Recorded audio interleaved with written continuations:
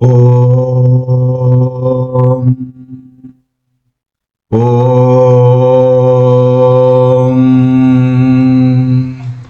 ஓம்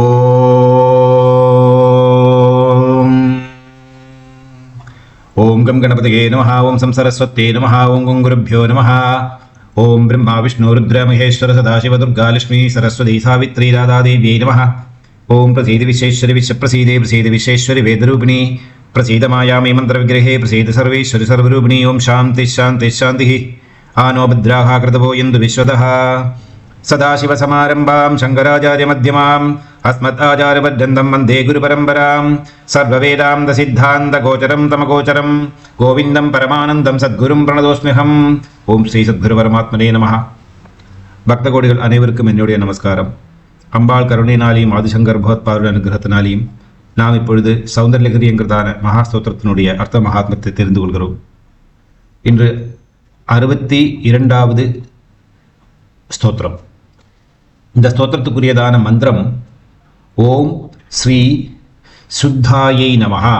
சுதிதா அப்படின்னு பேரு. நல்ல குலத்தில் பிறந்து நல்ல பற்களுடைய அழகான பெண் அப்படிங்கிறதான அர்த்தம் இந்த நாமத்துக்கு வருகிறது. ஆகவே சுதிதா அப்படின்னு அதை சுத்தாயை நமஹா அப்படிங்கிற மந்திரத்தால் பகவத்பாதர் போற்றுகிறார். இந்த ஸ்தோத்திரம் ஜபம் செய்வதனால கிடைக்கக்கூடியதான பலன் சுகமான தூக்கம் பெறும். நன்றாக தூங்க வேண்டும். தூங்குற நேரத்தில் நம்மளுடைய உடம்பு டீடாக்சிகேஷன் பண்ணுறது.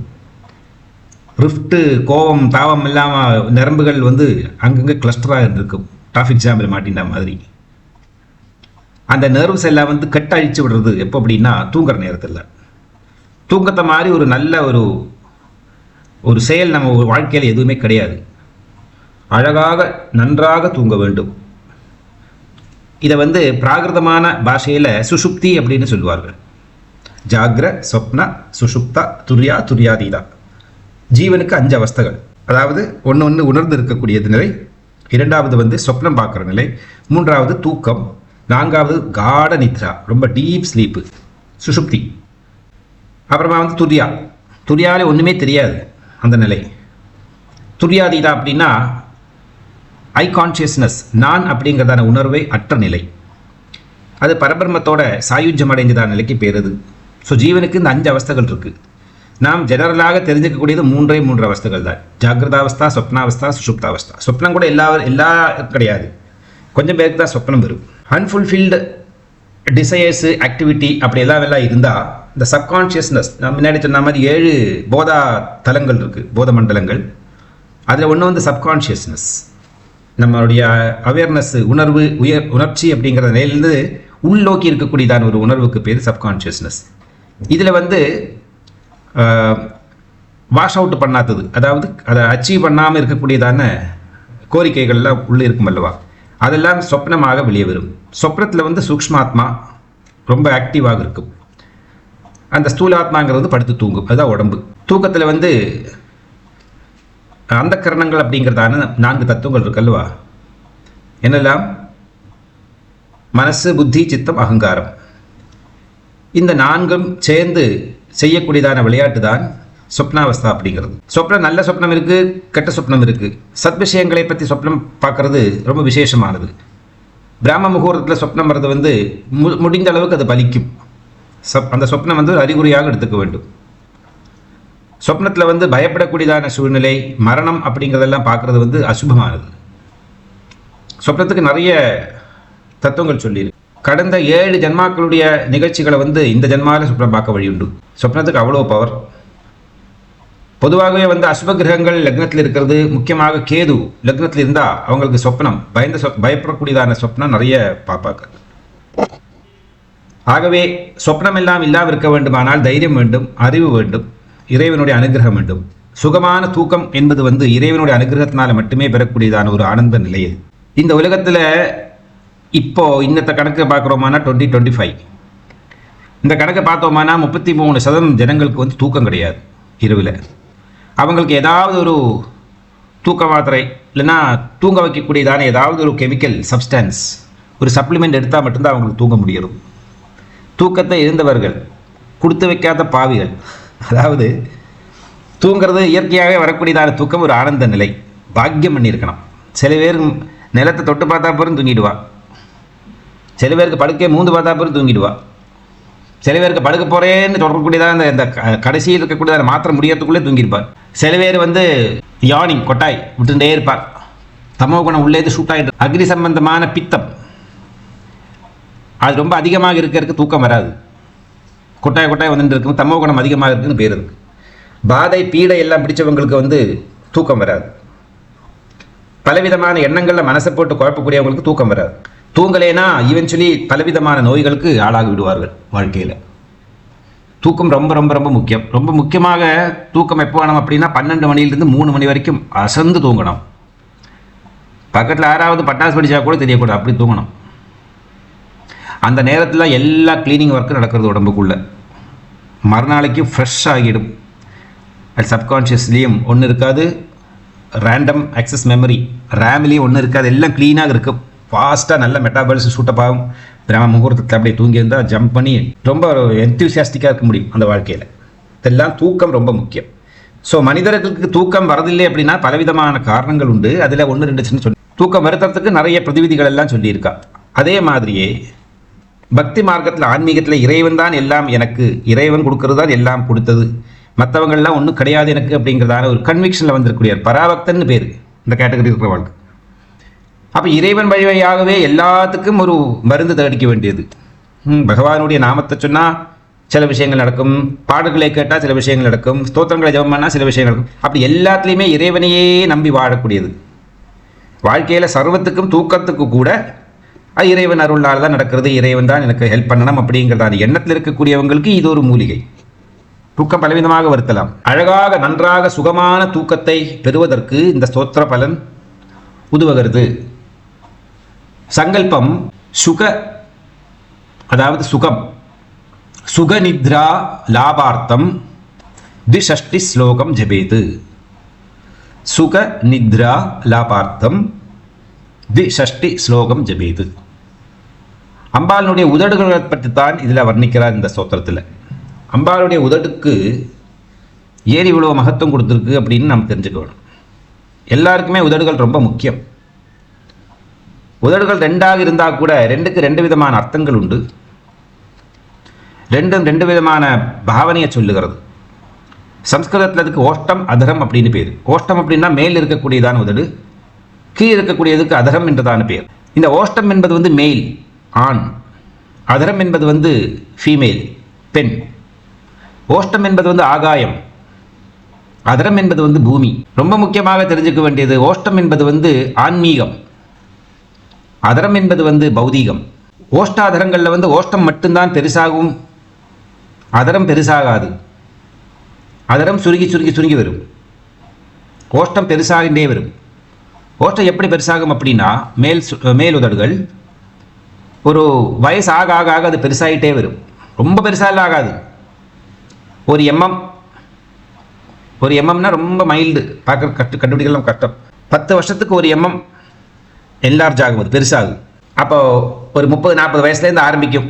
40 வயசில் ஒரு எம்எம் இன்க்ரீஸ் ஆகும், 50 வயசில் இன்னொரு எம்எம், 60 வயசில் 100 வயசு ஆகிறதுக்குள்ளே நமக்கு 6 எம்எம் பெருசாகிடும். 10 எம்எம் வந்தால் தான் 1 சென்டிமீட்டர் ஆகும். ஏன் இந்த ஓஷ்டாதரங்களில் ஓஷ்டம் மட்டும் பெருசாகிறது அப்படிங்கிறத பார்க்கணும்.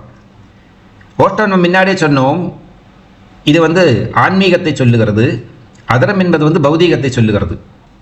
குடும்பம், இல்லறை, காமம் இதெல்லாம் அதரத்துக்கு டிவோட்டட். அது சின்னதாயிட்டே வருது, மேலே இருக்கிறத மட்டும் பெருசாகிறது. ஸோ இயற்கையாகவே மனிதர்கள் தங்களுடைய வாழ்வில் சுகபோகங்களை எல்லாம் அனுபவித்த பிறகு படிப்படிப்படியாக அவங்க ஆன்மீகத்துறையில் ஈடுபாடு அதிகமாகி இறைவனை பற்றி அதிகம் தெரிஞ்சுக்கொள்ளும். நான் யார் அப்படிங்கிறதான தத்துவத்தை உணர்வதற்காகவும் அவங்க சமயத்தை ரொம்ப அதிகமாக செலவு செய்வார்கள். முன்னைய காலத்தில், இந்த காலத்தில் யாருக்கு எந்த கண்டிஷன்ஸும் கிடையாது. பிகாஸ் குரங்கை விட மட்டமான வாழ்க்கை மனிதன் இன்னைக்கு அனுபவிச்சுட்டு இருக்கார். எந்த விதமான ஒரு சயின்ஸும் அது ஒர்க் அவுட் ஆகாது. இருந்தால் கூட தத்துவசாஸ்திரத்தில் சொன்னது பொய்யாகாது. முக்கால்வாசி ஜனங்கள் இப்படி இருக்கா அப்படின்னு நம்ம நினச்சிப்போம். அப்போ நம்மளுடைய இந்த ஓட்டம் என்பது இன்க்ரீஸ் ஆகுறது அப்படின்னா ஆன்மீகத்துறையில் நம்ம அதிகமாக ஞானத்தை சம்பாதிக்கிறோம், அனுபவத்தை சம்பாதிக்கிறோம் என்றுதான அர்த்தம். 10 வருஷத்துக்கு ஒரு எம்எம் தான் இன்க்ரீஸ் ஆக போகிறது. You have to keep that in mind. அதே நேரத்தில் அதரம் என்பது கம்மியாகும். வயசு ஆக ஆக காம ஆசக்தி, காமத்துக்கு இருக்கக்கூடியதான ஒரு ஆசை கம்மியாயிட்டே வரும் அப்படிங்கிறதான அர்த்தத்தை சொல்லுகிறது. கைகளில் ரேகைகள் இருக்கல்லவா, கைரேகா சாஸ்திரம், ஹஸ்தரேகா சாஸ்திரம்னு பேர் இருக்கு. கையில் ரேகைகள் எல்லாம் இருக்குது. அதே மாதிரியே ஓஷ்டாதரங்களுக்கு ரேகையெல்லாம் உண்டு. நெற்றியிலும் ரேகைகள் இருக்குது, பர்வதங்கள் இருக்குது, சின்னங்கள் இருக்குது. முகலட்சணத்தில் வந்து நிறைய முகலட்சண சாஸ்திரங்கிறதே ஒரு பெரிய சப்ஜெக்ட். அதில் இந்த ஓஷ்டாதரத்தில் இருக்கக்கூடியதான ரேகைகளையே பார்த்து, மத்திய ரேகை ரொம்ப முக்கியம். நடுவில் இருக்கக்கூடியதான ரேகைகள் இருக்கக்கூடியவா சுக அனுபவம் அதிகமாக இருப்பார்கள். வாழ்க்கையில் வந்து நல்ல சுகங்களை அனுபவிக்கக்கூடியதாக இருக்கும். ஓஷ்டாதரங்களுக்கு 3 விதமான வர்ணங்கள் உண்டு. பொதுவாக 3 வர்ணங்கள். ஒன்று வந்து சிவப்பு, செம்மையாக இருக்கக்கூடியது, இதுதான் நம்பர் 1. இரண்டாவது வந்து வெண்மை, வெள்ளை கலர் இருக்கக்கூடியது, மத்தியமம். மூன்றாவது வந்து கருப்பு. டோட்டல் பாடி வந்து கருப்பாக இருக்கிறவாளுக்கு கருப்பு உதரம் இருந்தால் அது அப்ளிகபிள் கிடையாது. நல்ல வெண்மையான உடம்பு, சிவப்பான உடம்பு, அந்த மேனியில் வந்து கருப்பு உதடு இருந்தால் தான் இங்கே இந்த ரூல் அப்ளிகபிள். இயற்கையாகவே 99% பாடி ஃபுல்லாகவே பிளாக் கலர், அதில் ஒரு உதட்டில் கருப்பு இருந்தானே வெளுப்பண்ண வாட் டிஃப்ரெண்ட் மேக்ஸ் இல்லையா? அது ஜெனரலாக எடுத்துக்க முடியாது. பொதுவாக சொல்ல போனோம்னா 3 வர்ணங்கள், இந்த சத்துவம், ரஜஸ், தமஸ் அப்படிங்கிறதான 3 விதத்தில் உதடுகளுக்கும் 3 குணங்களை படைக்கக்கூடியதான தகுதி இருக்குது. இன்ஃபேக்ட் அதைத்தான் அதை டினோட் பண்ணுறது, அதைத்தான் அதை ப்ராஜெக்ட் பண்ணி வெளியே சொல்லுகிறது. இது எந்த டைப் ஆஃப் பர்சன் அப்படின்னு ஒருத்தனுடைய உதட பார்த்தா நமக்கு தெரிஞ்சுக்க முடிகிறது. இந்த காலத்தில் அதையும் கண்டுபிடிக்கிறது கஷ்டமே. அதிலெல்லாம் வந்து கலர் போட்டு விடுவா. ஸோ கண்டுபிடிக்கிறது கஷ்டம். இவ கலர் இல்லாத நேரம் பார்த்து அவங்க பின்னாடி நடக்கணும் அதை கண்டுபிடிக்க. That is the problem. இப்போ மோஸ்ட் ஆஃப் சாஸ்திரங்களுக்கும் அதுக்கு அதை வந்து பயன்படுத்த முடியாத நிலவையில் அதை வந்து அரெஸ்ட் பண்ணி வச்சிருக்கா. சாஸ்திரங்கள் எல்லாம் இதனால உபயோகப்படாது அப்படின்னு பகவத் பாதர் பஜகோவிந்தத்தில் சொல்கிறார். நகி நகி ரக்ஷதி டுங்கிரின் கரணே பஜகோவிந்தம் பஜகோவிந்தம் கோவிந்தம் பஜ முடமதே. எந்த சாஸ்திரங்களும் எந்த தத்துவங்களும் ஒன்றும் காரியத்துக்கு உதவாதப்பா. கலியுகத்தில் பகவத் நாம ஸ்மரணை, பகவானோடு நெருங்கி இருக்கோம் அப்படிங்கிறத நம்பிக்கையோடு வாழ்றது தான் பெரிய தபஸு இந்த இந்த இந்த கலியுகத்தில். ஆகவே பகவன் நாமாவை சொல்லு சொல்லு சொல்லு அப்படிங்கிறார் அடிக்கடி. சாஸ்திரத்தை கற்றுக்கிறத ப்ராப்பராக கற்றுக்கணுங்கிறதுனால மட்டும்தான் இதெல்லாம் சொல்கிறேன் நான். இது இன்னும் காரியத்துக்கு உதவாது. இதெல்லாம் நம்மளோட எனக்கு என்ன ஞானம் இருக்குது, எனக்கு என்ன அறிவு இருக்குங்கிறத ப்ராஜெக்ட் பண்ணுமே தவிர இதனாலெல்லாம் ஒன்றும் ஒரு பெனிஃபிட்டும் கிடையாது. பட் இருந்தாலும் நாம் ஒரு விஷயத்தை கற்றுக்கிறோங்கிற டைமில் பூர்ணமாக ப்ராப்பராக கற்றுக்கிறது, அதனால் பயன் இருக்குமா இல்லையாங்கிறத பற்றி நம்ம வந்து கவலைப்பட வேண்டாம். ஒரு விஷயத்தை கற்றுக்கிறத ப்ராப்பராக கற்றுக்கணும். இப்போ நம்ம எல்லாம் ஸ்கூலில் படிக்கிறோம் பல விஷயங்களை, இதெல்லாமே நம்ம ப்ராக்டிஸ் நம்ம லைஃப்பில் வருது ஒன்றும் கிடையாது. காமர்ஸ் படிப்பான், இன்ஜினியராக வேலை பண்ணிட்டுருப்பார், இன்ஜினியராக படிப்பான், சேல்ஸ்மேனாக வேலை பண்ணிட்டு இருப்பார். ஸோ எதுவும் உலகத்தில் இப்படி தான் அப்படின்னு கிடையாது. ஆனால் கற்றுக்கிறத ப்ராப்பராக கற்றுக்கணும் அந்த விஷயத்துங்கிறத மட்டும்தான் இம்ஃபசைஸ் பண்ணுறேனே தவிர எனக்கு இவ்வளோ அறிவு இருக்குது, என்ன அறிவெல்லாம் ஊரகத்தில் எல்லாம் சொல்ல வச்சு எல்லார்ட்டேருந்தும் வந்து கிளாப் வாங்கிக்கணுங்கிறதான எண்ணத்தில் நான் எதுவுமே சொல்லலை அப்படிங்கிறது நீங்கள் தெரிஞ்சுக்கணும். ஆகவே இந்த ஓஷ்டாதரங்களுக்கு வந்து 3 வர்ணங்கள் இருக்குது. அதில் வந்து ஸ்வேத வர்ணம், காக வர்ணம் 2 நல்லது கிடையாது, அசுபமானது. செம்மையாக இருக்கக்கூடியதான சிவப்பு வர்ணத்தில் இருக்கக்கூடியதுக்கு மட்டும்தான் நல்ல பவித்திரத்தை சொல்லியிருக்கு, உத்தமம் என்றதான ஒரு இணைப்பில் வரும். அப்படி ஓஷ்டாதரங்களுக்கு பலவிதமான அர்த்தங்களும் மகாத்மியங்களும் சாஸ்திரங்களில் சொல்லியிருக்கு. இது வந்து நம்மளுடைய வெளியில் காணக்கூடியதான எல்லா அங்கங்களுடைய வர்ணம், சைஸு எல்லாமே வந்து உள்ளே இருக்கக்கூடியதான அங்கங்களுடைய மகத்துவத்தை இது சொல்லுகிறது. ஒவ்வொரு வெளியே காணக்கூடியதான அங்கங்களும் உள்ளே இருக்கக்கூடியதான அங்கங்கள் ரெப்ரசன்ட் பண்ணுறது. அதாவது ரொம்ப பெருசாக டீட்டெயிலாக தெரிஞ்சுக்கணும் பெரிய சாஸ்திர தத்துவங்கள் எல்லாம். நமக்கு அதில் தேவையில்லை இப்போதைக்கு. இப்போ என்ன சொல்லிட்டு வரார் பகவத் பாதர், அம்பாவை வந்து தியானம் பண்ணி நமஸ்காரத்தை பண்ணி சக்தியினுடைய முன்னாடி உட்கார்ந்துட்டு இருக்கார். இப்போது பகவதி என்ன பிளான் பண்ணுறா அப்படின்னா, சங்கரா இவ்வளோ நேரம் நீ ஆன்மீகத்தை பற்றி என்னெல்லாமோ சொன்னாய், நீ அதெல்லாம் என்னோட அனுகிரகத்தினால தான் சொன்னாய். இனிமே உன்னை வந்து ஒரு கவியாக மாற்ற வேண்டும். எனக்கு ஒரு கவி எப்படி வர்ணிப்பான் ஒரு பெண்ணை, அதுக்கு தான் இம்பார்ட்டன்ஸ் கொடுக்கணும் இப்போது. ஸோ அதுக்கு தகுந்த மாதிரி உன்னுடைய மைண்ட் செட்டை, உன்னோட புத்தியை நான் கொஞ்சம் சேஞ்ச் பண்ண போகிறேன் அப்படிங்கிற பகவத் பாதர் விரும்பினது கிடையாது. இருந்தாலும் அம்பாள் வந்து இந்த விஷயத்தை அவர் வழியாக சொல்ல வைக்கிறார் அப்படிங்கிறத நம்மளுடைய நம்பிக்கை. நாம் எந்த ஒரு விஷயங்களை செய்கிற பொழுதும் பகவான் தான் நம்மளை செய்ய வைக்கிறார். எதுக்காக செய்ய வைக்கிறார் அப்படின்னா, to meet the objectives of விதி. நமக்கு என்ன தலையில் எழுதியிருக்கோ, என்ன விதியோ நம்மளுடைய விதிக்கு விதியை வந்து சக்ஸஸ் ஆக்குறது தான் எல்லாருடைய அப்ஜெக்டிவ்ஸும் இல்லவா, குறிக்கோள் எண்ணங்கள் எல்லாம் அதுதானே. வாழ்க்கையை நமக்கு கிடைச்சி கொடுத்து அப்படின்னா அது விதியை வந்து அனுபவிச்சு தீர்க்கணும். அப்போ தான் சக்ஸஸ்ஃபுல் ஆகிறது அந்த ஜென்மா. ஆகவே அது இறைவன் ஆனாலும் மகாத்மாவானாலும் யாராக இருந்தாலும் விதி அதனுடைய நியமங்களை வந்து அதேபடி நடத்தி காட்டுறதுக்கு தான் அது முயற்சி பண்ணும். விதி will always find its own path. நம்ம எதுக்கு பிறந்திருக்கோமோ அந்த விஷயத்தை பண்ணி வைக்கிறதுக்காக. அதுபோல பகவத்பாதருடைய புத்தியில் வந்து அம்பாள் தன்னுடைய பிரச்சோதனம் பண்ணுறா. தன்னுடைய சக்தியை வந்து பகவத்பாதருடைய புத்தி வழியாக போய்த்தான் இந்த விஷயங்களை எல்லாம் சொல்ல வைக்கிறாள்.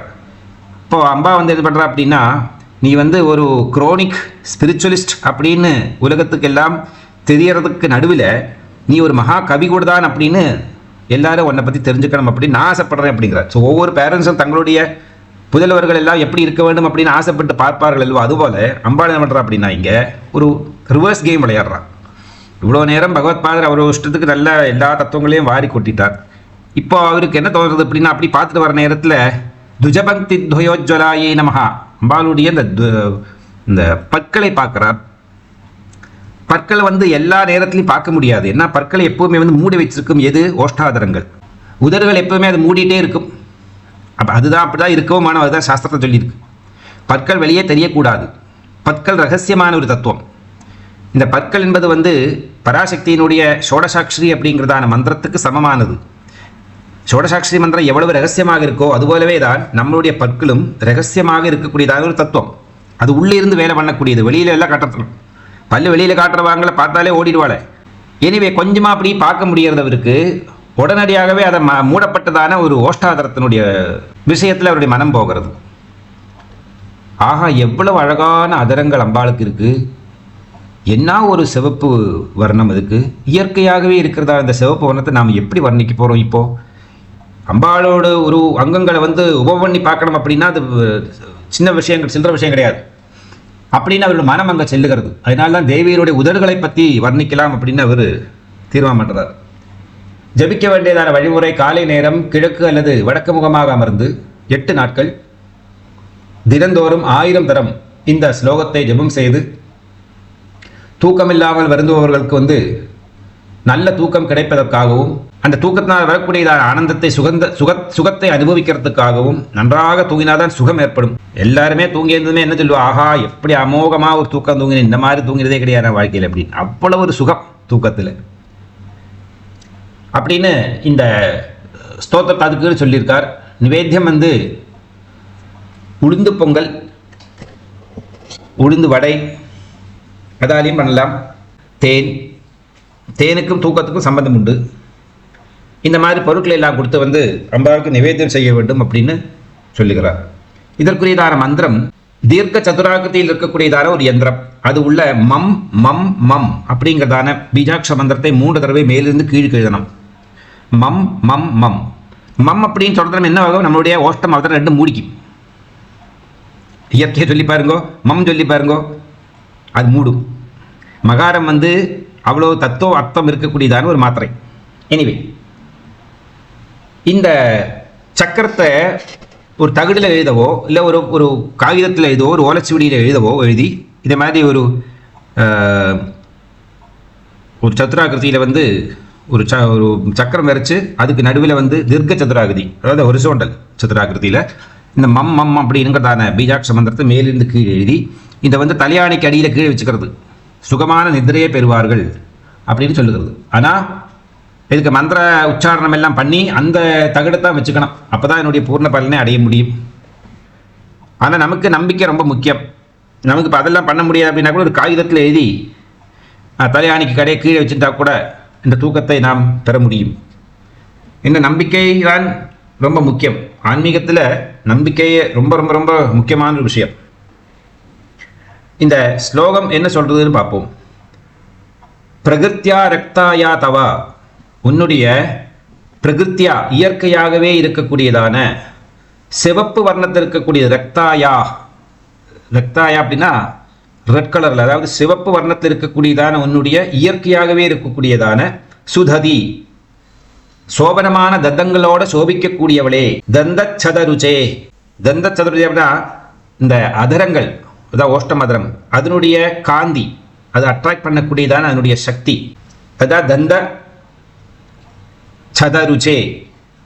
சாதிருஷ்யம் பிரவக்ஷ்யே ஜனயது பலம் வித்ருமலதா ந பிம்பம் தத்பிம்ப பிரதிபலன ராகாதருணிதம் துலாமத்தியாரோடும் கதமிவ விலஞ்சேத கலையா பிரகிருத்யா ரக்தாயஸ்தவ சுததிதந்தச்சதருஜேஹ பிரவக்ஷே சாதிருஷ்யம் ஜனயது பலம் வித்ருமலதா ந பிம்பம் தத்பிம்ப பிரதிபலன ராகாதருணிதம் துலாமத்தியாரோடும் கதமிவ விலஞ்சேத கலையா. பிரகிருத்தியாகவே ரத்த வர்ணத்தில் இதான் இயற்கையாகவே ரத்த வர்ணத்தில் இருக்கக்கூடியதான உன்னுடைய அதரங்கள் சதிருஷ்யம் எப்படி, எதுக்கு சாதிருஷ்யம் பண்ணி பார்க்கலாம் அப்படின்னு நான் யோசிச்சு பார்க்குறேன் இப்போ. அதாவது எதோட உபமம் பண்ணி பார்க்கலாம் அப்படின்னு. ஜனயிதுபலம் வித்ருமலதா, பவழக்கொடி, பவழத்துக்கு சிவப்பு வர்ணம் இயற்கையாகவே இருக்கக்கூடியதான அதனுடைய வர்ணம் பவளம், அதுக்கு வித்ருமம்னு பேர். லலிதா சகஸ்ரநாமத்தில் நவவித்ரும பிம்பஸ்ரீ ஞக்காரி ரதனச்சதாயை நமஹா அப்படின்னு வசிஞாதி வாக்தேவதை வர்ணிக்கிறார். அதாவது பவளத்தினுடைய வர்ணமாகவும் புத்தம் புதுசாக பழுத்ததான கோவை பழத்தினுடைய வர்ணத்தையும் அதிகரிக்கக்கூடியதான அல்லது அம்பாளினுடைய உதட்டினுடைய பிரதிபிம்பம் இந்த பழத்தில் ஏற்பட்டதுனாலேயோ அல்லது இந்த பவழக்கொடியில் ஏற்பட்டதுனாலேயோ அதுக்கு சிவப்பு வர்ணம், அந்த சிவப்பு வர்ணத்தையும் அதிகரிக்கக்கூடியது. 16ல் ஒரு அம்சம் அப்படின்னு பேர். அம்பாளினுடைய உதட்டில் இருக்கக்கூடியதான வர்ணம் சிவப்பு வர்ணம் 16 அப்படின்னா இந்த கோவை பழத்துக்கும் பவழத்துக்கும் ஒரு பங்கு தான் இருக்கு. அந்த 16ல் ஒரு பங்கு தான் இதனுடைய இரத்த வர்ணம். அப்ப எவ்வளவு கடுமையான இரத்த வர்ணமாக இருந்திருக்கும் அம்பாளுடைய அந்த உதடு அப்படிங்கிறது தான் எடுத்து வியாக்கியானம் பண்றார். இதுல உதடு நம்மளுடைய உடம்பினுடைய ஆரோக்கியத்தை சொல்லுகிறது. உடம்பினுடைய ஆரோக்கியத்துக்கு ரொம்ப முக்கியமான ரகசியம் எது அப்படின்னா தூக்கம். அதனால தான் பகவத்பாதர் இந்த தூக்கம் கிடைக்கிறதுக்குள்ளதான பலனாக இந்த ஸ்லோகத்தில் அதை இணைத்து விட்டுருக்கார். ஆகவே நம்மளுடைய தூக்கம் ஆரோக்கியத்துக்கு எவ்வளோ முக்கியமோ அந்த ஆரோக்கியம் நம்ம உடம்புல எந்த அளவுக்கு நல்லாக இருக்குது அப்படிங்கிறது, அதாவது நல்ல ஆரோக்கியம் எப்படி இருக்குன்றது எடுத்து காட்டுறதுக்கு உதடுகள் உதவுகிறது. உதட பார்த்தாலே நல்ல சாமுத்திரிகா லட்சணம் தெரிஞ்சவா ஆயுர்வேதிக் டாக்டர்ஸ் எல்லாம் இந்த உதடை பார்த்துட்டே பல விஷயங்களை கண்டுபிடிக்க முடியும் அவங்களால. அந்த உதடு கொஞ்சம் வலது பக்கம் சுழிஞ்சிருந்தா அதுக்கு ரொம்ப சக்தி, மகாத்புதமான வாழ்க்கை இருக்கும். அவங்க இப்படிலாம் இருக்கு கதை, அது இருக்கிட்ட ஒரு பக்கம். அதெல்லாம் விஷயங்களில் சுவாரஸ்யத்தை ஊட்டுறதுக்கு அதில் உதவும். இப்போ தவசுததி தந்தச்சதருச்சே சாதிருஷ்யம், அதோட உபவண்ணி பார்க்குற நேரத்தில் பிரவிக்ஷே, அதை நான் சொல்கிறதுக்கு விரும்புகிறேன் அப்படிங்கிறார். அப்போ எதோட கம்பேர் பண்ணி பார்க்கலாம் இல்லை உபவண்ணி பார்க்கலாம் அப்படின்னா முதல்ல அவர் இந்த பவழக்கொடியை பற்றி பேசுகிறார். ஜனயிது பலம் வித்ருமலதா, ஒருவேளை பவழக்கொடி அதனுடைய காய் காய்க்கும் இல்லைன்னா ஒரு கனியை உருவாக்கும் என்றால் அது ரொம்ப சிவப்பாக இருக்கும். ஏன்னா பவழக்கொடிக்கு ஏற்கனவே சிவப்பு. பவழக்கொடி என்பது பவழப்பாறை. இது ஒரு ஜீவி, கடலுக்குள்ள இருக்கக்கூடியதான ஜீவி, எல்லா இடங்கள்லையும் இருக்காது. அப்போ இந்த ஜீவி என்ன பண்ணுறது அப்படின்னா அது உள்ள உட்காந்து வளர்றது, வளர்ந்து வளர்ந்து வளர்ந்து அது புத்தாட்டமாக அப்படி கொடிகள் ஆட்டமாக மேலே மேலே மேலே மேலே நோக்கி படுது. பவழக்கொடி ரொம்ப முக்கியம். அதில் கால்சியம் கண்டென்ட் இருக்குது, நிறைய மினரல்ஸ் ஐட்டங்கள்ஸ் எல்லாம் அதுக்குள்ள இருக்குது. இந்த பவழத்தை நாம் இந்த மகேந்திர பொருத்தம் திருமணங்களில் 21 பொருத்தங்கள் இருக்குது. 10 பொருத்தம் ரொம்ப முக்கியம். இந்த 21வது பொருத்தத்துக்கு மனப்பொருத்தம் என்றதான பெயர். ஜாதி பொருத்தம், வர்ண பொருத்தம், அங்க பொருத்தம், நிறைய பொருத்தங்கள் இருக்குது. தனபாகிய பொருத்தம்னு ஒன்று இருக்குது. ஒரு பர்டிகுலர் ஃபார்முலாவில் கூட்டி கிழிச்சு பார்த்தோம்னா ஆண் பெண்ணோடையது ஒரு எக்ஸ் நம்பர் வர டைமில் இன்ன பெனிஃபிட் இருக்கும், இன்னொரு நம்பர் வர டைமில் பெனிஃபிட் இருக்குது அப்படின்னு சாஸ்திர விதி இருக்குது. அதெல்லாம் இருக்கட்டும். ரொம்ப முக்கியமான ஒரு பொருத்தம் மகேந்திர பொருத்தம். மகேந்திர பொருத்தம் தீர்க்க மாங்கல்யத்தை சொல்லுகிறது. மாங்கல்ய பலத்தை கொடுக்கக்கூடியது மகேந்திர பொருத்தம். மகேந்திர பொருத்தம் இருந்தாலே ஜெனரலாக வந்து ரஜ்ஜு வேதம் அப்படிங்கிறதான ரெண்டு கடோரமான ரெண்டு ரொம்ப டெட்லியஸ்ட் பொருத்தங்கள் இந்த வேதம் அண்ட் ரஜ்ஜு. ரஜ்ஜு என்பது வந்து மரணத்தை சொல்லும், வேதம் என்பது வந்து நோயை சொல்லும். தரித்திரம், நோய், இதெல்லாம் வந்து வேத பொருத்தங்கள் சொல்லுகிறது. அப்போ வேதம் ரஜ்ஜும் இல்லாத ஜாதகங்களை தான் சேர்த்துக்கணும், நட்சத்திரங்களை தான் சேர்த்துக்கணும் திருமணத்தில். அப்போ அவங்களுக்கு கூட ஒரு சின்ன காம்பன்சேட்டரி ஒரு பிரதிவிதி எப்படின்னா மகேந்திர பொருத்தம் இருந்தால் போரும் அப்படின்னு விதி. அந்த மகேந்திர பொருத்தத்துக்கு அவ்வளோ. மகேந்திர பொருத்தம் இல்லாமல் போகிற பட்சம் இல்லை, மகேந்திர பொருத்தம் கொஞ்சம் அதிகரிக்கிறதுக்காக என்ன பண்ணுவோம் அப்படின்னா, பெண்களுக்கு அணியக்கூடியதான மங்கல்ய சூத்திரத்தில் 2 பக்கத்தில் இந்த பவளத்தை சேர்த்துக் கொள்வார்கள். பவளம் அப்படின்னா வந்து மங்களத்தை சொல்லக்கூடியதான மங்களகாரகன், அதாவது செவ்வாய் கிரகம். செவ்வாய் கிரகத்தினுடைய கல், இந்த நவரத்னங்கள் இருக்கல்லவா, அதில் வந்து பவளம் என்பது வந்து ஒரு முக்கியமானது. நம்பர் 9, நியூமரிக்கல் நம்பர் 9, 9 வரவாங்களுக்கு தான் இந்த பவளம் யூஸ் பண்ணணும், பாடியில் சேர்த்துக்கணும். அப்போ இது வந்து ஆரோக்கியமான திருடகாத்திரமான நல்ல வாழ்வை கொடுக்கும். மங்கல்யத்துக்கு ரொம்ப முக்கியம் மங்களகாரகன். அதனால் அவருக்கு பேரே மங்களன்னு போட்டிருக்கா. ஆக்சுவலி அவரோட நேச்சர் வந்து அமங்கலத்தை உருவாக்குறது தான் வேலை. இருக்கிறவாள் எல்லாருக்கும் மரணத்தை கொடுக்கறது, நோயை கொடுக்கறது, தூக்கு தண்டனை வாங்கி கொடுக்கறது. இந்த சனிக்கிழமை செவ்வாய்க்கிழமையில் இறந்து போகிறவங்களுடைய ஆத்மாவுக்கு சாந்தி கிடைக்கிறது ரொம்ப கஷ்டம். சாதாரணமாக இறந்து போனால் பரவாயில்ல, ஆக்சிடென்ட்டில் செத்து போனால் நிச்சயமாக அவங்க வந்து பிரேத பூதங்களால் அலைய வேண்டியதாக கொஞ்ச நாளைக்கு. அதுக்கு பிராயஸ்த விதிமுறைகள் எல்லாம் உண்டு. அப்படிலாம் பண்ணித்தான் அந்த ஜீவாத்மாவை சுத்தி பண்ணி எடுக்கணும். அது இல்லைன்னா பை மிஸ்டேக் பை டிஃபால்ட் வந்து என்ன ஆகிடும் அப்படின்னா பிரேத பூதங்களாகிடும். பிரேத பூதங்கள் வெயிட் பண்ணிகிட்டு இருக்கும் எல்லா இடங்கள்லையும். சனிக்கிழமை ஞாயிற்றுக்கிழமை ஆக்சிடென்ட்டில் ஏதாவது டிக்கெட் வரதா பார்த்துட்டு அவளோட கட்சி சேர்த்துக்கிறதுக்காக. ஏன்னா அவளுக்கும் ஓட்டிங் வேணுமே, ஓட்டு போடுறதுக்கு ஆள் வேணும். அப்போ தானே அவங்களுடைய ஆட்சி வரும். எல்லாருக்குமே ஆட்சி பிடிக்கிறதுல ரொம்ப குறிப்பாக இருக்கா. இது பிரேத பூதங்கள்லேருந்து, பிசாசுக்கள்லேருந்து, மனிதர்கள்லேருந்து எல்லா விதமான துறைகள்லையும் இந்த ஓட்டுங்கிறது ரொம்ப பெரிய ஒரு என்ன சொல்லுவா, ஒரு பெரிய வெப்பன், பிரம்மாஸ்திரம் போல ஒரு ஐட்டம், சாஸ்வதாஸ்திரத்துக்கு சமம் அது. அப்போ அவங்க என்ன பண்ணுறா அப்படின்னா, இந்த சனிக்கிழமை செவ்வாய்க்கிழமை அப்படின்னா அவங்க ரொம்ப பிஸி. இந்த பூத பிரேத பிசாசிகளுக்கு ஏதாவது ஆக்சிடெண்ட்டில் போகிறதா அப்படின்னு பார்த்து நடக்கிறதே அவங்க வேலையை அவங்களுக்கு, அவங்க கட்சி ஏற்றுக்கிறதுக்காக. பிரேதங்களையும் நல்ல பிரேதம் கெட்ட பிரேதங்களும் உண்டு. ஸோ இந்த மாதிரி ஒரு நிகழ்ச்சி ஏற்படக்கூடாது. தீர்க்க சுமங்கலியாக இந்த பெண் வாழ வேண்டும். இவளே தீர்க்க சுமங்கலியாக இருக்கணும் அப்படின்னா கணவன் உயிரோடு இருக்க வேண்டும் அர்த்தம். இன்டைரக்ட். இப்போ சில பேர் வந்து இன்ஜெக்ஷன் கொடுக்குற நேரத்தில் டைரெக்டாக போடுற இன்ஜெக்ஷன் உண்டு, சில பேர் வந்து ஐவி வழியாக அனுப்புகிற இன்ஜெக்ஷன்ஸ் உண்டு அல்லவா.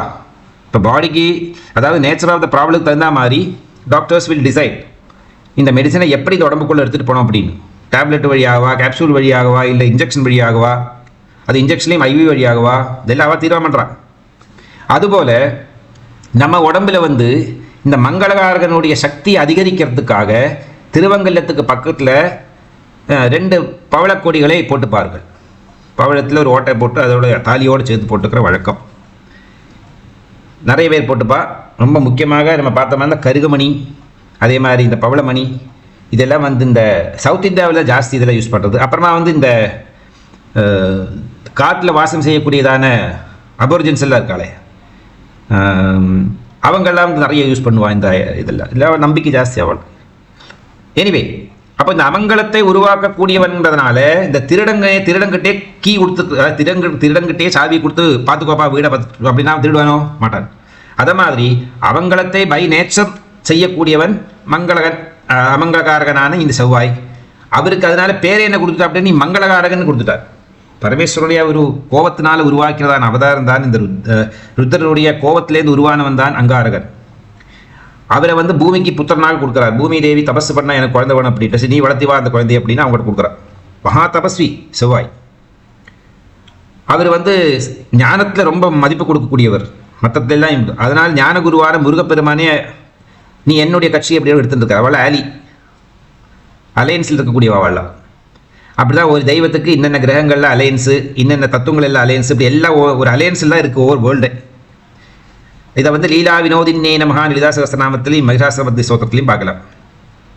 அப்படி இந்த அங்காரகனுடைய ஃபேவரட்டிசம் கெடுக்கிறதுக்காக, அவருடைய நல்ல அனுகிரகம் பெறுவதற்காக இந்த பவளத்தை வந்து கொஞ்சம் சேர்த்துப்பார்கள் இதோட. அப்போ என்ன பண்ணுவோம், தனக்கு தானே வினை வச்சுப்பாரா பாட்டார். அப்போ அங்காரம் என்ன பண்ணுவார் அப்படின்னா தீர்க்க சுமங்கலி பகவான் அவரே ஆசீர்வாதம் பண்ணுவார். சத்யவான் சாவித்திரியில் யமதர்மராஜா எப்படி கொடுத்தா அதே மாதிரி. அதுக்காகத்தான் இந்த ஒரு ட்ரிக்கு மகாத்மாக்கள் வந்து கண்டுபிடிச்சு வச்சுட்டா. அப்படி ஜனயது பலம் வித்ருமலதா. வித்ருமலதா அப்படின்னா அந்த பவழக்கொடி. அப்போ ஒருவேளை பவழக்கொடி வந்து ஒரு காய் காய்ச்சி அது பழுத்து பழமாகுமானா அந்த பழம் எவ்வளவு சிவப்பாக இருக்கும்னு நமக்கு எஸ்டிமேட் பண்ணலாம், ஒரு ஊகித்து பார்க்கலாம் அல்லவா. அப்போ அதுக்கு பவழக்கொடிக்கு வந்து காய் காய்க்கிற பழக்கம் கிடையாது, அது பழமாகாது, அதனால் அதை விட்டுடுவோம் அப்படின்னார். அடுத்து யாரை பிடிக்கலாம் பார்க்குறார். ந பிம்பம் தத் பிம்ப பிரதிபலன ராகாதுரணிதம். அதாவது பிம்பம் அப்படின்னு பேர். இந்த கோவை பழம் இருக்கே, கோவை பழத்துக்கு வந்து ரொம்ப சிவப்பு கலராக இருக்கும். அது முழு ரொம்ப அழகாக எல்லாருக்கும் தெரியும் கோவை பழத்தினுடைய அழகும் வர்ணமும் எல்லாமே. அப்போ அந்த கோவை பழத்தை வந்து நம்ம கம்பேர் பண்ணி பார்ப்போம் அப்படின்னு பார்க்குறாரு. அதோடு உபம் பண்ணி பார்த்தா சரியாகுமா பார்க்குறாரு. அந்த அதரபிம்பத்தினுடைய பிரதிபலனம். அதனால தான் இந்த தொண்டி பழத்துக்கு, அதாவது இந்த கோவை பழத்துக்கு வந்து சிவப்பு வந்திருக்கு அப்படின்னு நான் நினைக்கிறேன். அந்த கோவை பழம் உன்னுடைய உதடுகளை பார்த்து அந்த வர்ணத்தை அது கண்ணால காணுமானால் அதுக்கு லஜ்ஜை உண்டாகும் என்பதில் எந்த விதமான சந்தேகம் எனக்கு இல்லை அப்படிங்கிறார். காரணம், அந்த பழத்தினுடைய நினைப்பு நான் தான் உலகத்திலேயே ரொம்ப அழகான சிவப்பு வர்ணத்தில் இருக்கக்கூடியதான ஒரு பொருள் அப்படிங்கிறதான ஒரு எண்ணம் அதுக்கு இருக்கு போல் இருக்கு. அதனுடைய அந்த எண்ணத்தை இன்னத்தோடு தீர்ந்துடும். அதுக்கு உன்னுடைய உதடுகளை அது பார்த்து விட்டுதானா அதுக்கு அந்த பிரமர் போய்விடும். ஏன்னா நான் அம்பாளுடைய உதடுல இருக்கக்கூடியதான அந்த சிவப்பு வர்ணத்தினுடைய 16ல் 1 பங்கு தான் வருவேன் அப்படிங்கிறது அதே தீர்மானம் பண்ணிக்கும். ஒரு தடவை பார்க்கலாம் அவ்வளோதான் அப்படிங்கிறார். அதாவது கவிகளினுடைய மகத்துவத்தை பகவதி பார்க்குற அந்த பகவத்பாதரை வந்து ஒரு நல்ல உத்தமமான தெய்வீக கவியாக பார்க்க வேண்டும் அப்படின்னு ஆசைப்படுறாள் தேவி. அதுக்கு தகுந்த மாதிரி ஒரு மைண்டை ட்விஸ்ட் பண்ணுறா, அந்த புத்தியில் புகுந்து இந்த மாதிரி எழுத வைக்கிறா. அதில் துலாமத்தியாரோடும் அதை கம்பேர் பண்ணி பார்க்கறது நேரத்தில் என்ன ஆகும் அப்படின்னா கதமபி விலஜ்ஜேதா, அதுக்கு லஜ்ஜை உண்டாகும். லஜ்ஜை லஜ்ஜா ரம்பாதி வந்து லஜ்ஜா ரொம்ப முக்கியமானது. பெண்களுக்கு வந்து லஜ்ஜை ரொம்ப ஒரு பதிவிரதைக்கு வந்து 32 லட்சணங்கள் சொல்கிறா அல்வா. 32 லட்சணங்களில் வந்து ஒரு லட்சணம் வந்து லஜ்ஜாபாவம். எது லஜ்ஜாபாவம் அப்படின்னா அதுக்கு முன்னாடியே சொல்லிக்கிற லஜ்ஜாபாவம் என்னங்கிறது என்ன அப்படின்னு. அந்த லஜ்ஜாபாவம் இருக்கக்கூடியது கலையகா 16 கலை அப்படின்னா ஒரு அம்சம். 16ல் 1 அம்சமாகத்தான் என்னுடைய வர்ணமே இருக்கு அப்படின்னு இந்த கோவை பழம் தீர்மானமாகி விடுகிறது. அப்போ அம்பாளுடைய அந்த அதரத்தினுடைய வர்ணம் அதனுடைய மகத்துவம் என்னான்னு சொல்லிவிட்டார். இயற்கையாகவே ரெண்டும் சரியான லெவலில் இருக்கணும். சாமுத்ரிகா சாஸ்திரத்தில் வந்து ஓஷ்டாதரங்களில் வந்து அதரம் வந்து ரொம்ப தடியாக இல்லாமல் கொஞ்சம் மெலீஸாக இருந்தால் ரெண்டும் சமமாக இருக்கணும் அப்படின்னு சாஸ்திர விதி. அதுலேயும் கூட இந்த கீழே இருக்கிறதால கொஞ்சம் கம்மியாக இருந்தால் ஆன்மீகத்துறையில் ரொம்ப பெரியவங்களாக இருப்பா. அவங்க கணவனுக்கு வந்து ரொம்ப பிரியமானவளாக இருப்பள், கணவனை வந்து ரொம்ப நல்லா நேசிக்கக்கூடியவளாக இருப்பள், கணவனை வந்து தெய்வமாக பார்க்கக்கூடியதான ஒரு தன்மை அவளிடம் இருக்கும் அப்படிங்கிறதான நல்ல சுபலட்சணங்கள் ரொம்ப அதிகமாக சொல்லப்பட்டிருக்கு இந்த உதடு. இதை பற்றி ஒரு ஒரு 2 மணி நேரம் இந்த உதடை பற்றி மட்டும் பேசலாம், அவ்வளோ பெரிய சாஸ்திரம் இது. ஆனால் நம்ம இப்போது ஆன்மீகத்துறையில் இந்த அம்பாளுடைய உதடனுடைய மகத்வம் அதனுடைய அழகு இதை பற்றி தெரிஞ்சுக்கிறோம். ஆனால் இந்த சாஸ்திரங்களில் என்ன சொல்லியிருக்கோ எல்லாத்தையும் அதிகரிக்கக்கூடியதான அளவுக்கு அது அழகு, அதனுடைய அழகு, அதனுடைய வர்ணம், அதனுடைய சைஸு எல்லாம் ஒன்றுமே அம்பாளுடைய இந்த ஓஷ்டாதரங்கள் அபரிமிதமான ஒரு அழகை சொல்லுகிறது. இயற்கையாகவே சிவப்பு வர்ணம் இருக்கக்கூடியவர்களுடைய ஆரோக்கியம் ரொம்ப நன்றாக இருக்கும். ஓஷ்டாதரங்களில் வந்து டாட்ஸு, அதாவது காக வர்ணத்தில் இருக்கக்கூடியதான டாட்ஸு, கட்ஸு, அதாவது லைன்ஸ் இங்கே அங்கேயுமா தாறுமாறாக போகிறது, இதெல்லாம் இண்டிகேட்டிங் பாடியில் இருக்கக்கூடியதான பல இடங்களில் என்னென்னலாமோ பிரச்சனைகள் இருக்குது அப்படின்னு அது எடுத்துக்காட்டும். ஒரு மனிதனுடைய உண்மையான ஆரோக்கியத்தை தெரிஞ்சுக்கிறதுக்கு உதடு மட்டும் போரும். அதில் அவ்வளவு இன்ஃபர்மேஷன் இருக்குது. அப்பேற்பட்டதான அந்த அழகான உதடுகளை பார்த்து பகவத்பாதர் சொல்லுகிறார், டு சம் எக்ஸ்டென்ட் கம்பேர் பண்ணலாமானா இந்த கோவை பழத்தினுடைய அழகு, ஆனால் கோவை பழத்துக்கு ரத்த வர்ணம் கிடைச்சிருக்கிறதே வந்து உன்னுடைய அதரத்திலிருந்து வந்திருக்கக்கூடியதான ரிஃப்ளெக்ஷன், பிம்பகா பிரதிபிம்பம் தான் இதில் காட்டுறது அப்படிங்கிறார். இதில் அந்தரார்த்தம் என்ன இருக்குது பார்ப்போம்.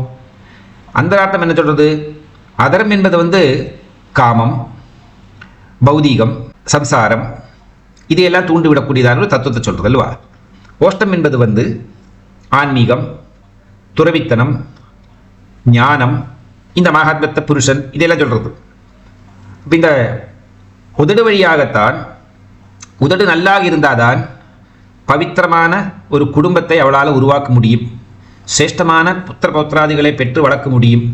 அது வழியாக குடும்பம், கோத்திரம் எல்லாம் செழிக்கும். பிரம்மாவினுடைய கடன் தீர்ந்துவிடும். குழந்தைகளை பெற்று, குழந்தைகளை வளர்த்து, குழந்தைகளை பாராட்டினா மட்டும்தான் பிரம்மாவினுடைய பஞ்சகிருத்தியங்கள் நமக்கு சொல்லியிருக்கேன், 5 கடன். அதில் இந்த பிரம்மத்தினுடைய கடன் விடுறதுக்கு இதுதான் ஒரு ஈஸியஸ்ட் வே. அப்போ இதெல்லாம் இந்த குடும்பம் சௌக்கியமாக சந்தோஷமாக இருக்கணும் என்பதுக்காக அம்பாளுக்கு பிறந்திருக்கக்கூடியதான குழந்தைகளை பார்த்தோம்னா அதுலேருந்து கண்டுபிடிக்க முடியும். கணபதி, முருகன் எப்பேற்பட்டதாக தங்கமான குழந்தைகள். இந்த உதடுப்பை வர்ணிச்சிருக்கிறதுக்கும் அந்த பவளக்கொடி போல அல்லது கோவை பழம் போல இருக்கக்கூடியதான வர்ணமும் அழகும் மேனியும் இருக்கக்கூடியதான உடம்பு இருக்கக்கூடிய 2 குழந்தைகள், தங்கமணிகள் 2 பேர். இதுபோல் நம்மளுக்கும் நம்ம உடம்பில், நம்ம வாழ்க்கையில் இதை அனுபவிக்க முடியாது அப்படிங்கிறத சாமுத்திரிகா லட்சணம் வழியாகவும், முகலட்சண சாஸ்திரம் வழியாகவும், ஜோதிஷ் சாஸ்திரம் வழியாகவும் கண்டுபிடிச்சு சொல்ல முடியும் அப்படிங்கிறதான தத்துவத்தை சொல்லுகிறது. சம்ஸ்கிருதத்தில் முகா அப்படின்னா வாய், முகம் அப்படின்னா மொத்தமாகவே இருக்கிறதான முகம். 2க்கு ஒரே வார்த்தை தான், ஒன்று முகம், இன்னொன்று முகா. கா நகத்தில் இருக்கக்கூடியதான கா, கா இக்கா, கா அப்படிங்கிறதுல நகம் அப்படிங்கிறது. இப்போ முகா, முகம், அது மொத்தமாக இருக்கிறதுக்கு முகம்னா மாரி இதுக்கும். இது 2ஆம் பாவத்தை சொல்லுகிறது ஜோதிஷ் சாஸ்திரத்தில். 2ஆம் பாவத்தினுடைய மகத்மம் எல்லாருக்கும் பலதான் சொல்லியிருக்கேன். பர்த்தவியம் அகிலம் மித்தம் வாணி சக்ஷு தட்சணம் வித்யாஸ்த விவிதாசய சர்வம் சிந்தம் துரியதா. நம்மளுடைய ஆட்சி செய்யக்கூடியதான திறமை 2ஆம் பாவத்தில் தான் இருக்குது. நம்மளுடைய இம்மீடியட் ஃபேமிலிங்கிறது நம்மளுடைய ஓன் குடும்பம் என்கிறது அதாவது நான், என்னுடைய மனைவி, என் குழந்தை, இந்த குடும்பம். என்னுடைய அனதர் குடும்பம் இருக்குது, என்னுடைய மாதா பிதா, என்னோட கூட பிறந்தவர்கள், இது இன்னொரு குடும்பம், இது 4ஆம் பாவம். என்னுடைய ஓன் குடும்பம் என்கிறது 2ஆம் பாவம். அப்படி 2ஆம் பாவம்னு முகம். அந்த முகம்தான், அதாவது காலபுருஷனுடைய உடம்பை பார்க்கவோமான லக்னம் என்பது தலை, 2ஆம் பாவம் என்பது முகம், 3வது தோள்பட்டை, கழுத்தெல்லாம் வரும். அப்படி வரிசையாக போகும் 12 பாவங்கள். அப்போ அதில் பார்க்க போகிறோமானா கூட இந்த முகம் எப்படி இருக்குது, முகத்தில் வாட்ட சாட்டம் இருக்கா, முகத்தில் எல்லாமே இருக்குது. பஞ்ச கர்மேந்திரியங்கள், பஞ்ச ஞானேந்திரியங்கள் இருக்கிற விதத்தில் 10 பேரில் 8 பேருக்கு வேலை முகத்தில் தான். முகம் வழியாகத்தான் சர்வம் நடக்கிறது. அப்போது குழந்தைகளை எல்லாம் பெற்று வளர்த்தி அவங்களெல்லாம் பெருசாக்கி புகழோட சௌக்கியமாக சந்தோஷமாக இருக்க வேண்டும் என்பதற்கு யாரை சொல்லியிருக்கா, இந்த 2ஆம் பாவத்தை தான் சொல்கிறது. 2ஆம் பாவம் என்பது சந்திரன் தான். அதனால தான் முகத்தை சந்திரனோட உமிச்சு பார்க்குறார் அடிக்கடி பகவத் பாதர். முதல்ல இருக்கிறது தலை சூரியன். எல்லாம் சூரியன் தாறுமாறா கோளாறாக கூட எப்பவுமே பால்ட் அண்ட் பியூட்டிஃபுல்லாக இருப்பாள், சொட்டியாக இருப்பாள், தலையில் ஒரு முடி நிற்காது. 2ஆம் பாவத்திற்கு சந்திரன் பிரமாதமாக இருந்தாலும் நல்ல சந்திர வதனமாக காந்தி சக்தி இருக்கக்கூடியதான நல்ல ஒரு முகம் காந்தி இருக்கும். அதுக்குள்ள தான் அப்படி எல்லாம் வரப்போகிறது. பல்லு, காது, மூக்கு, கண்ணு எல்லாம் 2ஆம் பாவத்துக்குள்ள வரப்போகிறது. பேச்சு, சக்ஷுகு, இந்த மாதிரி எல்லா விஷயங்களும் 2ஆம் பாவத்தை சொல்கிறது அல்லவா. ஸோ இந்த 2ஆம் பாவங்கிறது குடும்பம், சௌக்கியம், சந்தோஷ, சுகம், இதெல்லாம் செழிப்பாக இருக்கிறதுக்கு அம்பாள் தன்னுடைய இந்த சிவப்பு செம்மையாக இருக்கக்கூடிய, செம்மைனா செழிப்பு, அபிவிருத்தி, துஷ்டி புஷ்டியை சொல்லுகிறது. அதை உலகத்தில் எல்லாருக்குமாகவும் வீதிச்சு கொடுத்துருக்கா. தன்னுடைய இந்த செம்மையாக நான் சௌக்கியமாக இருக்கேன், என்னுடைய புருஷனான சிவனோட சேர்ந்து எனக்கு நல்ல குழந்தைகள் இருக்கா, என்னுடைய ஃபேமிலி தான் இருக்கிறதுல பெஸ்ட் ஃபேமிலி, சதாசிவ குடும்பினி அப்படின்னு பேர் எனக்கு, இதெல்லாம் அம்பாளுக்கு தெரியும். இதை மாதிரி தன்னுடைய பக்தர்கள் எல்லாரும் அப்படியெல்லாம் இருக்கணும் அப்படிங்கிறதான எண்ணத்துக்காக தன்னில் வரக்கூடியதான எண்ணங்களை பிரதிபிம்பம் செய்கிறார். ஒரு நல்ல பாட்டு இருக்கு, ஒரு அம்மா பாடுவா, நான் சின்ன வயசு இருக்கிற டைமில், ஆடவராய் ஜோதியே அறிவு தரும் ஜோதியே அன்னை தந்தையாவும் நீயே ஆடவராயோ ஆடவராய் ஜோதியே. அதில் ஒரு சரணத்தில் சொல்கிற அப்படின்னா, உன்னில் வரும் எண்ணமெல்லாம் என்னிடமும் தந்திடுவாய். நல்ல அழகான ஒரு பாடல் அது. காரணம் என்ன, நான் உன்ன மாதிரி ஒரு பெண், உன்னை போலே நானும் இங்கு பெண்ணாகி பிறந்ததினால் உன்னில் வரும் எண்ணமெல்லாம் என்னிடமும் தந்திடுவாய். ஆடவராய் ஜோதியே அறிவு தரும் ஜோதியே அன்னை தந்தையாவும் நீயே ஆடவராயோ ஆடவராய் ஜோதியே. இந்த பாட்டு ரொம்ப பியூட்டிஃபுல்லாக அது கொடுத்துருக்கேன். அப்போ உங்ககிட்ட என்னெல்லாம் நல்ல எண்ணங்கள், உங்ககிட்ட இருக்கிறதான அகங்கள், உங்ககிட்ட இருக்கக்கூடியதான புண்ணியம், உங்ககிட்ட இருக்கக்கூடியதான திறமை, உங்ககிட்ட இருக்கக்கூடியதான ஐஸ்வர்யம், வீரியம், கீர்த்தி, ஸ்ரீ ஞான வைராக்கியம் அப்படிங்கிறதான 6 பகவத் குணங்கள் படைத்த எல்லாம் உன்னிடம் இருக்கு. அப்போ நான் உன்னை பார்ப்பதனாலையும், உன்னை பூஜை செய்வதனாலையும், உன்னை தியானம் செய்வதனாலையும் அதெல்லாம் நீ எனக்கு நீ தராங்கிறது எனக்கு தெரியும். நீ தானா கேட்டுக்கிற அவசியம் கூட கிடையாது. அது பவானித்தம் தாசேமையில் இருக்கு. பவானின்னு சொல்றதுக்குள்ள எல்லாம் கொடுத்துட்டா. அவரோட கணவன் இருக்காரு, அதோட பெரிய கொடையாள். தியானம் பண்ணி சிவன்கிட்ட ஏதாவது கேட்கறதுக்குள்ள கொடுத்து சிப்ரபிரசாதன் அவனுக்கு பேரு, அந்த சிவனுக்கு. இப்படி இவ குடும்பத்திலே எல்லாரும் கொடுக்குற வழக்கம் தான். கணபதி ஆகட்டும், முருகன் ஆகட்டும், ஐயப்பன் ஆகட்டும், பாலா திருவசுந்தரி ஆகட்டும், பைரவன் ஆகட்டும், இதெல்லாம் குடும்பம், சதாசிவ குடும்பம். அப்படி ஒரு பெரிய ஒரு சந்தோஷமான ஒரு தத்துவத்தை இந்த ஓஷ்டாதரங்களில் பகவத்பாதர் பார்க்குறார். ஆகவே உன்னுடைய இந்த அதரத்திலிருந்து வந்திருக்கக்கூடியதான பிரதிபிம்பம் தான் கோவை பழத்துக்கு சிவப்பு வர்ணத்தை கொடுக்கிறது. சிவப்பு வர்ணம் என்றால் சிருஷ்டி எப்படிங்கிறதான தத்துவத்தை தெரிந்து கொள்ள வேண்டும். நாம் சிருஷ்டிக்கு சிவப்பு வர்ணம் தான் இருக்கு அல்லவா? முதல்ல ஒரு குழந்தை வயத்துக்குள்ள உருவாகிற நேரத்தில் சின்ன பிளட் க்ளோட் தான் இருக்கு. வெண்மை வர்ணத்தில் மஞ்சள் வர்ணத்தில் இருக்கக்கூடியதான சுக்லம் உள்ள சென்ற பிறகு அது வர்ணம் மாறி அது ரெட் கலர் ஆகிறது. அதுலேருந்து படிப்படியாக 272 அது ஒரு குழந்தை வடிவமாகிறது. அதுதான் சிருஷ்டியினுடைய ஆரம்பம். உத்யத்பானு சகசிராபா சதுர்பாகு சமன்னிதாயே நமஹ லலிதா சஹஸ்ரநாமத்தில் பார்க்குறோம். சிருஷ்டியினுடைய ஆரம்பம் என்பதை இந்த சூரிய உதயத்தை காட்டுகிறார் உத்யத்பானுவாக. அப்போ இந்த இச்சாசக்தி, ஞானசக்தி, கிரியாசக்தி அப்படிங்கிறதான சக்திகள் மாட்டமாகவே அம்பாளுடைய பரிபூர்ணமான இந்த அனுகிரகத்தை தன்னுடைய அதனுடைய இந்த அதரத்தில் இருக்கக்கூடியதான சிவப்பு வர்ணத்தினால இந்த பிரபஞ்சத்தில் எல்லாருக்கும் சிருஷ்டியை உண்டாக்குறாள் தேவி. அதனால தான் பராசக்தி உபாசனை செஞ்சு பூஜை செஞ்சவங்களுக்கு நல்ல குடும்பம் உண்டாகும், குடும்பத்தில் செழிப்பு உண்டாகும், நல்ல அபிவிருத்தி உண்டாகும், ஆரோக்கிய ஐஸ்வரத்தோடு வாழக்கூடியதான குழந்தைகள் எல்லாம் பெற்று வளர்ந்து 16 பெற்று 16 பெருவாழ் வாழக்கூடியதான ஒரு பாக்கியம் கிடைக்கும் என்பதே சும்மா அந்த அதரத்தில் இருக்கக்கூடியதான இரத்த வர்ணத்தை பற்றி மட்டுமே நாம் தியானம் செய்கின்ற பொழுது அந்த பக்தனுடைய உடம்புக்குள்ள அம்பாளுடைய அனுகிரகம் பிரதிபிம்பமாக அடையிறது. அதுதான் பகவானுடைய அனுகிரகம், ஆசிஸ், கிரேஸ் அப்படின்னு பேரு. அது நம்மிடம் சேருகிறது. ஆகையினால நம்மளுடைய குடும்பமும் இதே மாதிரி செழிப்பாக இருக்கும். சதாசிவ குடும்பினியாக அம்பாள் எப்படி தைரியமாக, சந்தோஷமாக, ஆனந்தகரமாக தன் குடும்பத்தை வளர்த்தி பெருசாக்கினாலோ அதுபோலவே நம்ம ஒவ்வொரு பக்தர்களுடைய குடும்பமும் நன்றாகத்தான் அமையும். அப்படிங்கிறதுக்கு இந்த பிம்பஸ்வரூபிணியாக இருக்கக்கூடியதான். உலகத்தில் எல்லாமே பிரதிபிம்பம் தானே. இந்த சேதனன் அச்சேதனன் அப்படின்னு பேரு. ஆத்மாவுக்கு, ஜீவனுக்கு சேதனன் அச்சேதனன் அப்படின்னு பேரு. சேதனன் அப்படின்னா பிரகாசிக்கக்கூடியது, அச்சேதனா பிரகாசம் இல்லாமல் இருக்கக்கூடியது. அச்சேதனெல்லாம் சேதன் சேர்த்துக்கிறார். அதனால இறந்து போனவனுக்கு அந்த ஜீவாத்மாவுக்கு சேதனன் அப்படின்னு பேரு. உடம்புக்குள்ள இருக்கிற வரைக்கும் அது அச்சேதனம். நம்ம உடம்புக்குள்ள நாம் இருக்கோம் அப்படின்னு சொல்லிருக்கோம், உடம்பு தான் சர்வம் வச்சுட்டு இருக்கோம். இது உள்ள இருக்கக்கூடியதான சேதன வஸ்துவை அச்சேதன வஸ்து கேப்சர் பண்ணியிருக்கு.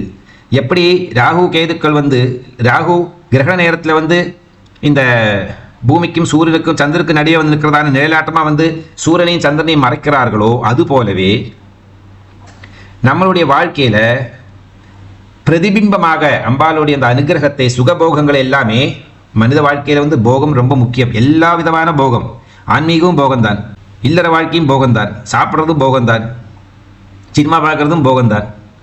சர்வம் எதையெல்லாம் புஜிக்கிறோமோ, எதெல்லாம் கன்சியூம் பண்ணிக்கிறோமோ அதுக்கெல்லாம் போகம்னு பேர். எதெல்லாம் நமக்கு சுகத்தை கொடுக்கக்கூடியதாக தத்துவங்களுக்கு அதுக்கெல்லாம் போகம்னு பேர். அப்போ அம்பா என்ன பண்ணுறா அப்படின்னா, சக்தி தன்னுடைய உதடலிலிருந்து அந்த இரத்த வர்ணத்தை பிரதிபிம்பமாக கொடுத்து 16 கலைகள் இருக்கக்கூடியதான பரமபுருஷன் என்கிறதான பரபிரம்மஸ்வரூபத்திடம் தூண்டி விடுகிறாள் தேவி. சந்திரனுக்கும் இதே மாதிரி தான். சந்திரனுக்கு 15 கலை, பௌர்ணமி என்றதான பேர். இந்த 15க்கும் 16க்கும் நடுவே இருக்கிறது சூக்ஷ்மம், நாதம், நாதாந்தம் அப்படின்னு அது வர்ணிக்க முடியாத ஒரு நிலை. அதுக்கப்புறமா தான் பிரதமம் வரப்போகிறது. அதனால பஞ்சதிசாட்சரியோடு சேர்ந்து ஒரு மந்திரம் சேர்க்கறதுனால, ஒரு மாத்திரை சேர்க்கறது சோடசாட்சரி ஆகிறது. சோடசாட்சரி அப்படிங்கிற ஒரு மந்திரம் இல்லை, பஞ்சதிசாட்சரி தான் உள்ளது. அதில் ஒரு மாத்திரை, ஒரு பீஜ மாத்திரையை சேர்க்கறதுனால சோடசாட்சரி ஆகிறது. அதுபோல் நம்மளுடைய வாழ்வில் 16 கலை இருக்கக்கூடியவன் பரமாத்மா. 16 கலைக்கு கீழே இருக்கக்கூடியவெல்லாம் பரமாத்மா கிடையாது. ஸோ அதனால தான் பரமாத்மா ஒரே ஒருவர் தான். அப்போ அந்த பரமாத்ம ஞானத்தை கொடுக்கக்கூடிய ஒரு சக்தி இந்த அம்பாளினுடைய இந்த சோடசாட்சி மந்திரம் அப்படிங்கிறதான 16 மாத்திரை இருக்கக்கூடியதானது நம்மளுடைய வாயில் நமக்கு பற்களாகவே கொடுத்துருக்காள் தேவி. அந்த சோடசாட்சி மந்திரத்துக்கு 3 கடு இருக்குது, 3 கட்டங்கள் இருக்குது அல்லவா? பிரதம கூடம், மத்திய கூடம், சக்தி கூடம். அதுபோல பற்கள்லையும் 3 விதமான பற்கள் இருக்குது அல்லவா? நம்ம பற்களை பற்றி ரொம்ப டீட்டெயிலாக தெரிஞ்சுக்கோமே. ஆகவே நாம் வாயை திறந்து மூடி ஒரு தடவை ஏதாவது சாப்பிட்றோம்னா கூட சோடசாட்சி மந்திரம் ஜபம் பண்ணுறதுக்கு சமமான ஒரு உதவியை தேவி செய்து தரார் நமக்கு. அப்பேற்பட்டதா அந்த பற்களை மூடி ரகசியமாக மூடி மறைத்து வைத்துக்கொண்டு வெளியே இருக்கக்கூடியதான் 2 உலகங்கள். ஒன்று பௌதீகம் அப்படிங்கிறதான உலகம், இன்னொன்று ஆன்மீகம் என்கிறதான உலகம். ஆன்மீக உலகம் மேலே, பௌதீக உலகம் கீழே. அதனால்தான் அதரம் என்பது பௌதீகமான வாழ்க்கை, ஓஷ்டம் என்பது ஆகாயமான உன்னதமான மேல் வாழ்க்கை. இந்த மேலையும் கீழையும் சேர்ந்து மூடினா அந்த ரகசியத்தை நாம் உணர்ந்து கொள்ள முடியும். இல்லை இந்த ரகசியத்தை இந்த மேலும் கீழும் இருக்கக்கூடியதான ஆன்மீகம் பௌதீகமாக சேர்ந்து மறைக்கிறது. இப்படி பலவிதமான ரகசியங்களால் நிறையப்பட்டது இந்த திருமுகத்தில் இருக்கக்கூடியதான ஒவ்வொரு அங்கங்களும். அதுதான் பகவத்பாதர் நமக்காக எடுத்து சொல்லி இந்த மந்திரத்தை, இந்த ஸ்லோகத்தை ஜபம் செய்யுங்கள், பக்தி சிரத்தையோடு செய்கிற பட்சம் நமக்கு நாம் என்ன வேணும்னு கேட்காம மனோன்மணி ஆக இருக்கக்கூடியதான தேவி நம் மனசுக்குள்ள என்ன எண்ணங்கள் இருக்கு, எப்படி இருக்குங்கிறதை அம்பாளே அனுமானம் பண்ணி அதுக்கு ஏத்தா மாதிரி அனுகிரகத்தை செய்கிறாள். அப்படிங்கிறதுக்காக உதாரணமான ஒரு உத்தமமான ஸ்லோகம்தான் இந்த ஸ்தோத்திரம். பிரகிருத்யா ரக்தாயாவஸ்த சுததி தந்தச்சதருஜேஹே பிரவக்ஷே சாதிருஷ்யம் ஜனயதுபரம் வித்ருமலதா நபிம்பம் தத்பிம்ப பிரதிபலன ராகாதருணிதம் துலாமத்யாரோடும் கதமிவ விலஜ்ஜேத கலயா. சர்வம் ஜெகதம்பார்ப்பணமஸ்து. ஹரி ஓம்.